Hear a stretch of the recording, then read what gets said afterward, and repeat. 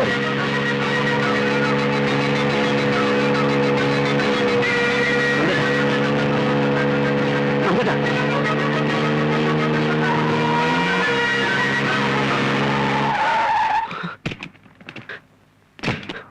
ഏത് നരകത്തിലെ കിടന്നറിയാതെ ഞാൻ ഈ വണ്ടി കയറില്ല.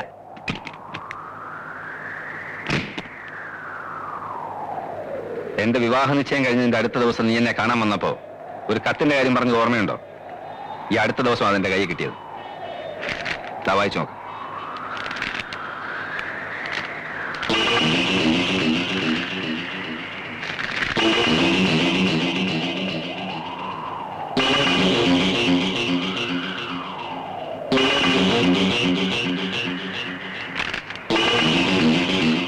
ആ കാമുകൻ നീയല്ലേ? അല്ല,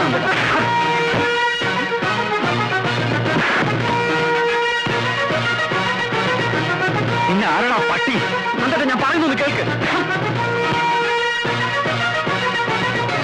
നന്ദേട്ട, ആതിരയുടെ ഭാവന സൃഷ്ടിയാണ് ആ മനുഷ്യൻ. നന്ദേട്ടന്റെ പ്രപ്പോസൽ അവൾക്ക് ഇഷ്ടമല്ലായിരുന്നു എന്നുള്ളത് സത്യമാണ്.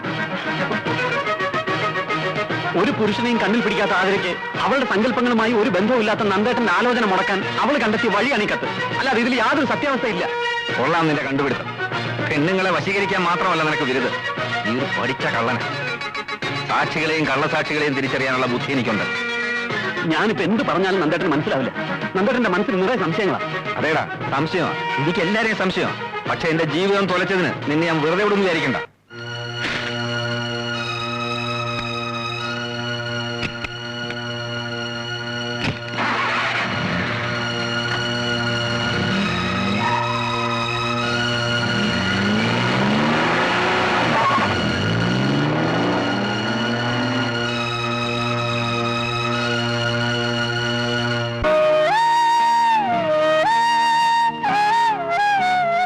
നിനക്ക് തൃപ്തിയായോ? പ്രായമായ പെണ്ണ, സ്വന്തം ബന്ധവും വെച്ചുകൊണ്ടുള്ള കളിയും ചിരിയും വേണ്ടെന്ന് ഞാൻ എത്ര തവണ നിന്നെ വിലക്കി. ഇപ്പൊ അവളുടെ ജീവിതം ഒരു വഴിയായപ്പോ നിനക്ക് മതിയായോ? ഞാൻ നോക്കിയിട്ട് നന്ദന്റെ ഭാഗത്ത് ഒരു തെറ്റുമില്ല. ഇത്തരത്തിലൊരു കത്ത് കിട്ടിയാൽ ഞാനായാലും ഇങ്ങനെയൊക്കെ ചെയ്യും. ഇനി അതിലെഴുതിയിരിക്കുന്നത് സത്യമല്ല, നാട് കെട്ടു. നന്ദേട്ടൻ എന്നെ കുറിച്ച് എന്ത് വേണമെങ്കിലും കരുതിക്കോട്ടെ. പക്ഷേ അമ്മായിയും അമ്മാവനും എന്നെ അവിശ്വസിക്കരുത്. ആതിരയെ ഞാൻ എന്റെ മുറപ്പെണ്ണായിട്ടല്ല കണ്ടത്. ജീവിച്ചിരുന്നെങ്കിൽ ആതിരയുടെ പ്രായമുണ്ടാവുമായിരുന്ന എന്റെ ദീപമുള്ള സ്ഥാനമാണ് ഞാൻ അവൾക്ക് കൊടുത്തത്. ആ സ്വാതന്ത്ര്യത്തിൽ കുറെ അടുത്ത് പെരുമാറിയിട്ടുണ്ടെങ്കിൽ അതൊരു തെറ്റായിപ്പോയി എന്ന് എനിക്കിപ്പോഴും തോന്നുന്നില്ല.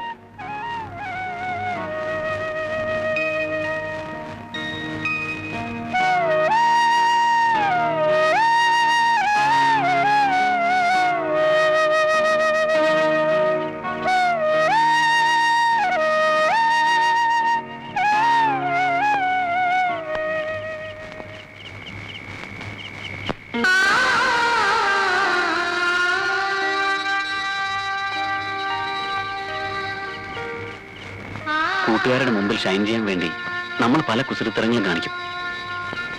കുഞ്ഞുനാളിലെ നീ അതിന് മിടുക്കിയായിരുന്നു. പച്ചില ഊതി കളിക്കുമ്പോൾ മറ്റുള്ളവരുടെ കണ്ണിൽ മണ്ണ് ഊതി പറപ്പിക്കാനായിരുന്നു നിനക്ക് താല്പര്യം.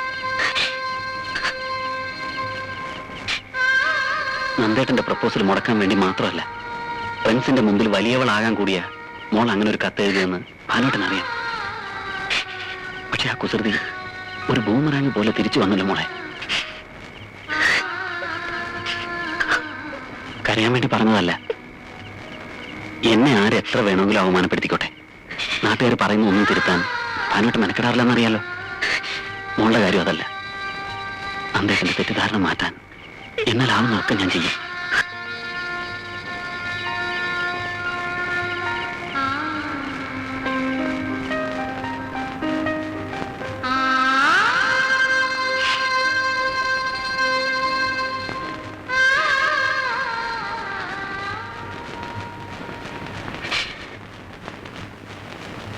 എന്തിനാ മോളെ ഇങ്ങനൊരു കുസൃതി നീ കാട്ടിയത്? അന്ന് ഇങ്ങനൊരു ബന്ധം വേണ്ടാന്ന് നീ പറഞ്ഞപ്പോ ജീവിതത്തെ കുറിച്ച് നിനക്കൊന്നും അറിയാഞ്ഞിട്ടാണ് അച്ഛൻ കരുതിയത്. അതാ നിർബന്ധിച്ചത്. സന്തോഷത്തോടെ നിങ്ങൾ കഴിയുന്നത് കണ്ടപ്പോ അച്ഛന്റെ കണക്കൂട്ടലുകൾ തെറ്റിയിട്ടില്ല എന്ന് ഞാൻ സമാധാനിച്ചു. ഇനിയിപ്പോ എന്തു പറഞ്ഞ അച്ഛൻ നന്ദനെ ബോധ്യപ്പെടുത്തേണ്ടത്? നന്ദേട്ടനെ പിരിഞ്ഞിരിക്കാൻ എനിക്കാവില്ല അച്ഛാ. എനിക്ക് കാണണം. ഞാൻ പറഞ്ഞ നന്ദേട്ടനെല്ലാം മനസ്സിലാവും. വേണ്ട മോളെ, അവന്റെ മനസ്സിപ്പോ അസ്വസ്ഥമാണ്. അതൊന്ന് തണുക്കട്ടെ. നിന്നെ കൂടാതെ നന്ദനും ജീവിക്കാൻ കഴിയില്ല. അച്ഛൻ പോകാം. കാല് പിടിച്ചെങ്കിലും അവന്റെ മനസ്സ് മാറ്റാൻ. മക്കളെ കൊഞ്ചിച്ചും ലാളിച്ചും വളർത്തുന്ന അച്ഛനമ്മമാരെ ഞാനും കണ്ടിട്ടുണ്ട്. കൊഞ്ചല് കൂടിയാ പിള്ളേരെ വഷളാവും. അതാ ഇവിടെ സംഭവിച്ചത്. കല്യാണത്തിന് മുമ്പ് ഒരു ചെറുപ്പക്കാരനുമായി അഴിഞ്ഞാടി നടന്നിട്ട് സ്വന്തം ശരീരം പോലും അവന് സമർപ്പിച്ചിട്ട്. നന്ദ, ഞാനവളുടെ അച്ഛനാണ്. ഇങ്ങനൊരു ആലോചന വന്നപ്പോ എതിർത്തവർ പലരുണ്ടായിരുന്നു. എന്നിട്ടും ഞാനത് സമ്മതിച്ചത് കുട്ടിത്വം വിട്ടുമാറാത്ത എന്റെ കുഞ്ഞു ചെയ്യുന്ന തെറ്റും ശരിയും മനസ്സിലാക്കാനുള്ള പക്വത നന്ദനുണ്ടല്ലോ എന്ന് കരുതിയിട്ടാണ്. ഞാൻ അവളെ സ്നേഹിച്ചിട്ടേ ഉള്ളൂ. ക്ഷമിക്കാവുന്നതിന്റെ പരമാവധി ക്ഷമിച്ചിട്ടാ ഒരു ജീവിതം തുടങ്ങിയതും അത് ഇവിടെ വരെ കൊണ്ട് എത്തിച്ചതും. പൊരുത്തപ്പെട്ട് പോവില്ല എന്ന് പൂർണ്ണമായി ബോധ്യം വന്നിട്ടാ ഞാൻ ഇങ്ങനൊരു തീരുമാനം എടുത്തത്. അതിന് ഇനി മാറ്റമില്ല. നന്ദ, ഇനി ഇതേ ചൊല്ലി ഇങ്ങോട്ട് വരണമെന്നില്ല ആരും.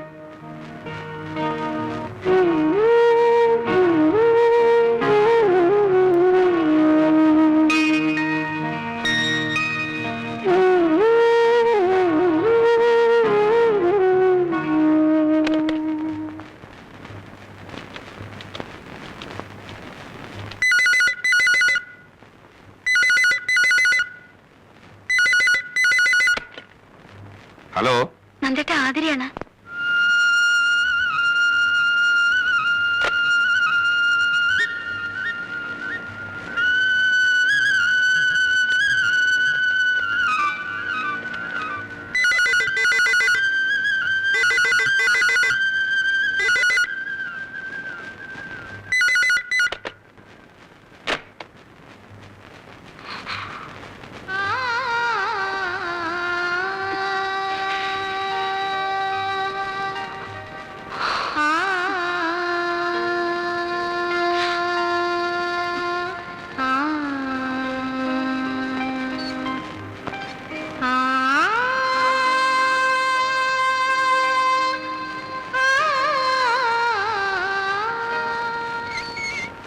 എന്താമേ? ഒന്നുമില്ല. ഞാൻ ഓർക്കുകയായിരുന്നു, അവളും കുഞ്ഞും പോയേ പിന്നെ ഈ വീട് ഉറങ്ങിയ പോലായി. ശിവശങ്കരനെയും കൂട്ടി ഞാൻ ചെന്ന് അവളെ വിളിച്ചോണ്ട് വരട്ടെ മോനെ. എന്തിന്? എനിക്കിനി അവളെ കാണണ്ട. എന്തെങ്കിലും തെറ്റ് ചെയ്തിട്ടുണ്ടെങ്കിൽ അതങ്ങ് ക്ഷമിക്കണം. തെറ്റ് ചെയ്യാത്തവരാരുണ്ട്? അങ്ങനെ മറക്കാൻ പറ്റുന്ന തെറ്റല്ല അവള് ചെയ്തത്.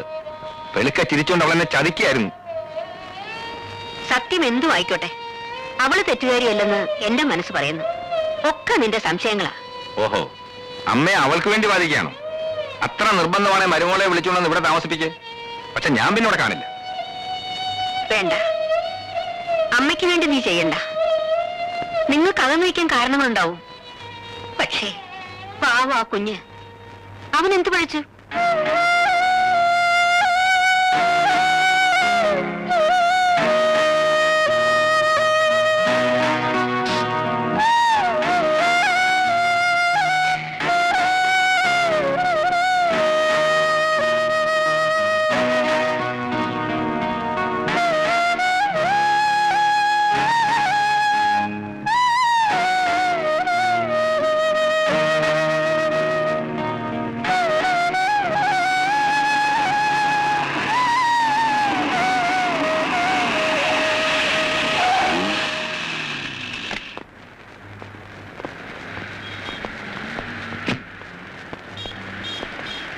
നന്ദകുമാർ, എന്തൊക്കെയാ നന്ദകുമാരാ ഞാൻ കേൾക്കുന്നത്? ആർക്കാ പ്രോബ്ലംസ് ഇല്ലാത്തത്? പക്ഷേ അതിന്റെ പേരിൽ ഈ കേസിന് ഹാജരാകാരുന്നത് വലിയ തെറ്റായിപ്പോയി. എനിക്കൊന്നിനും ശ്രദ്ധിക്കാൻ പറ്റുന്നില്ല സാർ. ഇതൊന്നും കരിയറിനെ ബാധിക്കാതെ നോക്കണം. ആലോചിച്ച് വേണ്ടത് ചെയ്യേ.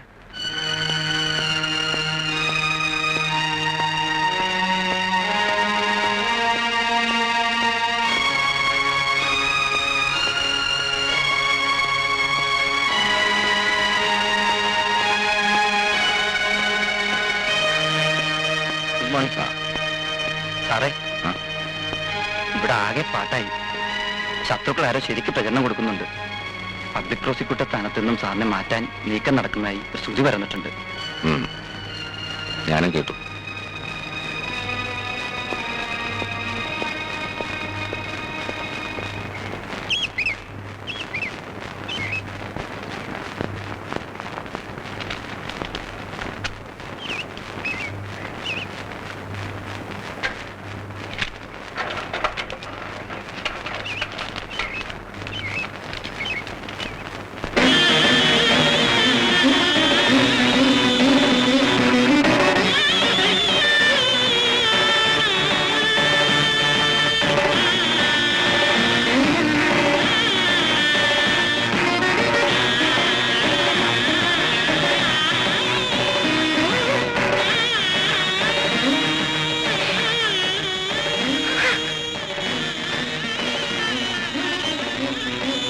എന്താ?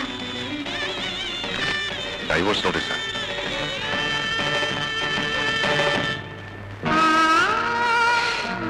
ചേച്ചി, ചേച്ചി, എന്തോ ചേച്ചി? ചേച്ചി, എന്തിനാ കരയുന്നേ?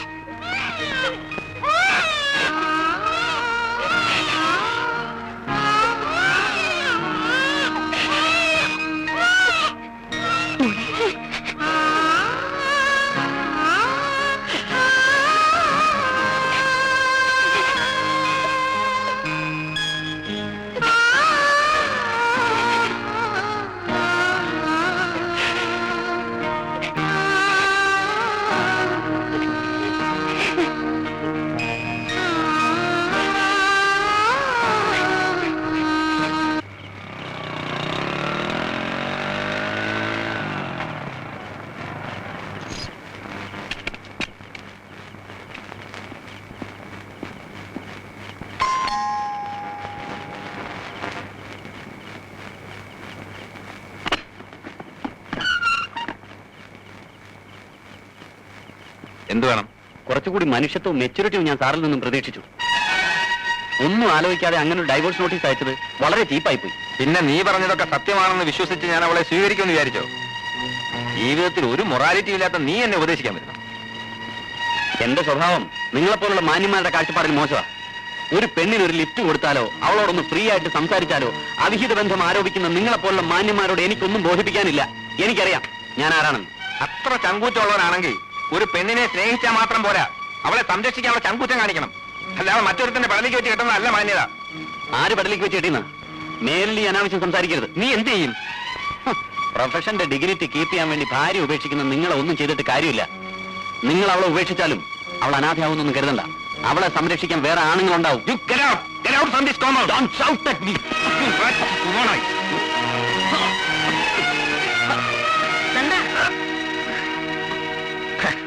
നീ അകത്ത് പോ. ഇത്രയൊക്കെ കാണിച്ചു വെച്ചിട്ട് വീട്ടിൽ കയറി അവന്റെ ഹുങ്ക് കണ്ടില്ലേ? കേറി പോകാനാ പറഞ്ഞത്.